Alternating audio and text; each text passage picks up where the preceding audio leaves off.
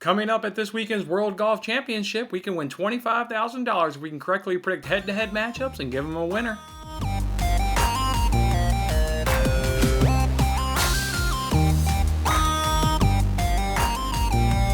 Hey, what's going on, everybody? It's Jason Mattis with Winning Bets. Thanks for hanging out with me on this episode.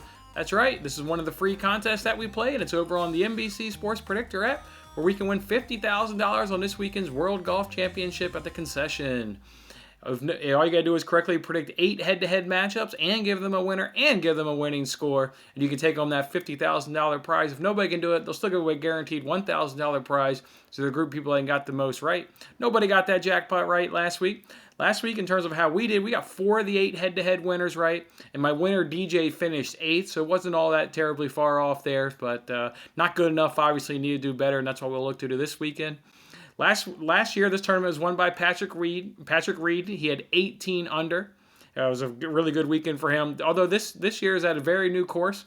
New course is designed by Jack Nicklaus, so first time that the tour guys have been on this course, and they're expecting this one to play a little bit tougher, so not quite sure if minus 18 will be hit, but we'll see what happens in the prediction. Let's get into it. All right, so the first matchup is that defending champion there, and Patrick Reed versus Bryson Champo. Look, Reed, he hasn't played since January 31st. In that tournament, though, he did walk away with the victory. Bryson, of course, we all know him very well from our daily sports betting show. He was cut last week. Once again, though, Bryson enters the tournament with the better stats. I mean, he's better at everything really except for the putter. He's ranked 113th with his putter, but Patrick Reed is ranked 2nd with his putter, so much better there. He's got that advantage. But otherwise, yeah, Bryson does it better. Reed does have a better driving accuracy, though. He's got 64% versus Bryson's 56%. I'm going to go ahead and say take Patrick Reed to have the better weekend head-to-head. Next matchup here, we got DJ versus Cantley. Look, this comes down to just the best golfer in the world, DJ Dustin Johnson here. He remains in good form. He got 8 last week. When you look at the stats, he does generally everything better, but, I mean, Cantley's really not too far off. Cantley is really good in his own right, but not going to bet against the best golfer in the game when his form is still on, so give me Dustin Johnson. Next matchup we got here is Mcelroy versus Justin Thomas.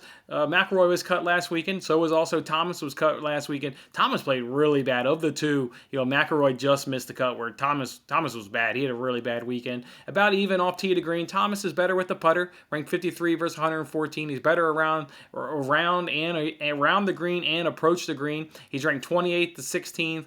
And he's ranked 123rd versus 119. So Thomas has got the better numbers there with the putter and also in and around the green. Thomas is also better in greens and regulation and driving accuracy. Go ahead and give me Justin Thomas.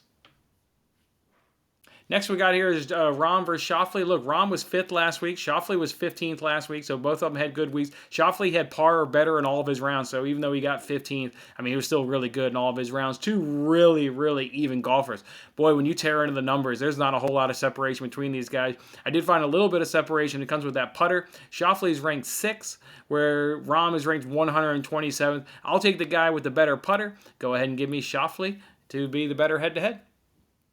Next we got here is Daniel Berger versus Brooks Kepca. Look, Berger won his last tournament that he played back on February 14th, where Kepca, he was 38th last week. He had a rough third round. Otherwise, he had 3 really good rounds. Just a slip up there in the third round. Fairly, another matchup. I mean, just fairly even. You got to try to find the differences. There's a reason they give you the head-to-heads that they do, because they're really tough matchups. Berger, though, is better with the driving accuracy and better in greens and regulation. He's got an advantage there with those two. So I'll go ahead and take Daniel Berger to have the better weekend. Or had the better tournament, I guess. Next one we got here is we got Tyrell Hatton versus Webb Simpson. Look, for Hatton, it's his first tournament on the PGA Tour this calendar year. So Simpson was 42nd out on his last time out. I'm just going to take the better golfer, or the golfer that's at least been playing more consistent, regardless of maybe how the results have been. I mean, he did get 42nd in his last tournament, so it wasn't too terrible bad. This other guy hasn't even stepped on a golf course and competitively this calendar year. So go ahead and give me Webb Simpson. Next one we got here is Jason Day versus Bubba Watson here. Day was 7th on his last time out a couple weeks back. Bubba Watson, he was cut last week. Bubba's terrible with the putter. I mean, terrible. He's ranked 214th, where Day comes in at 89th. Otherwise, Bubba does it better. Greens and regulations, driving accuracy, tee to green, approach to green. I mean, Bubba does it all better. But boy, that putter is just really, really bad. I'm going to go ahead and take Jason Day. Next one we got here is Tommy Fleetwood versus Matthew Fitzpatrick. Fleetwood hasn't played since November. Fitzpatrick was 5th last week. So, besides approach the green, Fitzpatrick does it all better. So he does it all better in terms of the stats, and he's been playing recently. Go ahead and give me Matthew Fitzpatrick.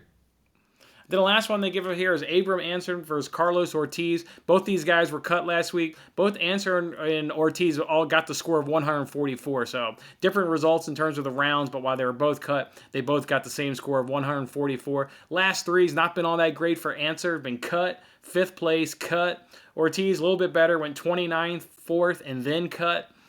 Ortiz has the better stats. He's better at off the green. He's better at around the green. He's better at tee to green. Putter is relatively about even. Anser does have a better driving accuracy. He's about 10 percentage points better in driving accuracy. I'm going to go ahead and take Carlos Ortiz, though. He's going to have the better tournament. And then for a winner, you got to give him a winner and a margin. I'm going to go ahead and take Xander Shaffly, and he's going to be at -9. Look, from what I read going into this tournament, it plays a little bit tougher than last year. So I know last year got -18, but this one should be tougher. They think par, to anywhere to -2, is going to be a good round. This seems like almost a golf course that you would have like at a U.S. Open. At least in terms of the previews, reads like it's gonna play that tough. So I'll take Xander Shaffly at -9. For my wife's entry, I'll go ahead and do Patrick Cantley. Patrick Cantley coming in at -9 for her entry there. All right, that's how we'll do it here. That's how we'll compete for a chance to win $50,000 on this weekend's golf tournament. Go ahead and hit that like button if I've been of help to you. And as always, I wish you good luck on your picks.